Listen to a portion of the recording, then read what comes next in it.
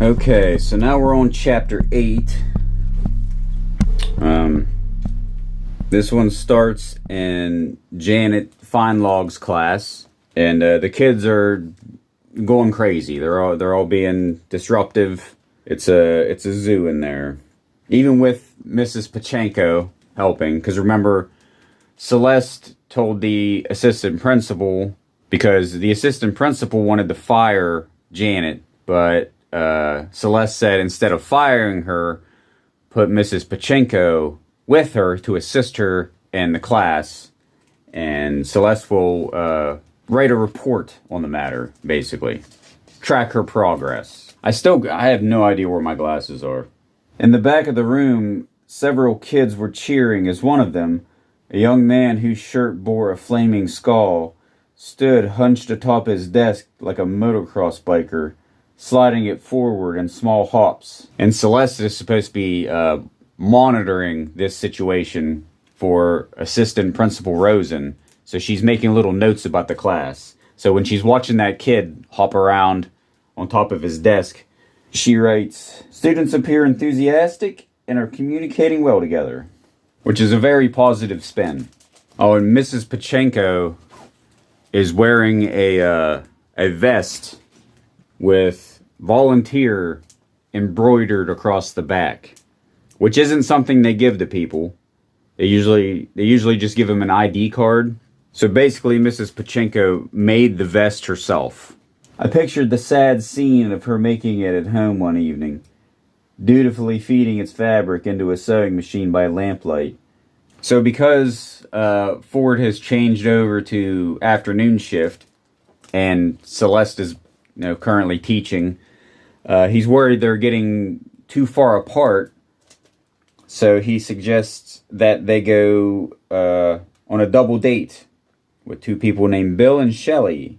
So Ford, Celeste, Bill, and Shelley go to the bowling alley. And Celeste can't concentrate. The evening was not a success. I found it hard to focus.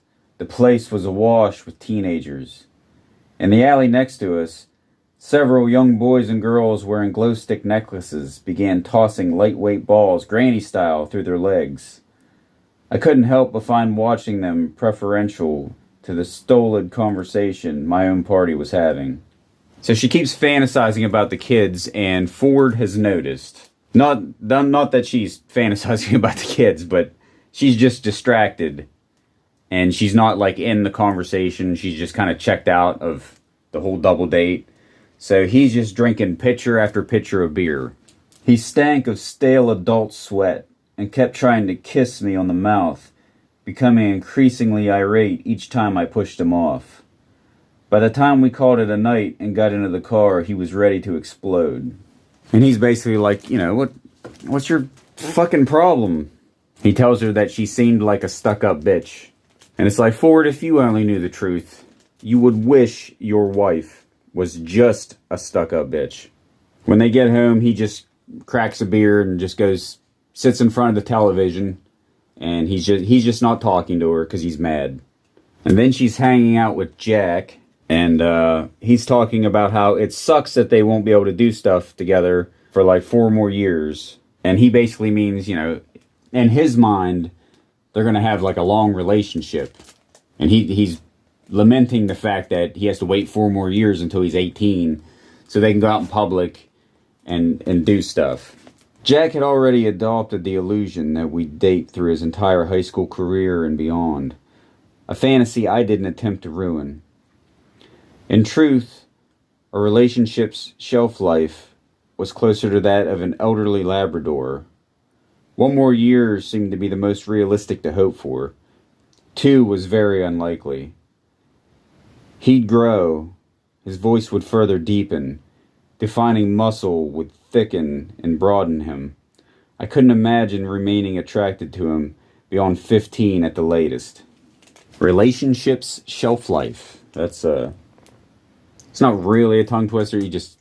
Relationships shelf life. I don't know. Oh, and he also wants to marry her. I mean, you can't blame the poor kid. He's only 14. He doesn't know what's going on. And then she explains to him, "I'm already married," and he's having trouble coping with this. And he's like, but you'll leave him when I'm old enough for us to be together, for real, right? I mean, you don't love him. You love me.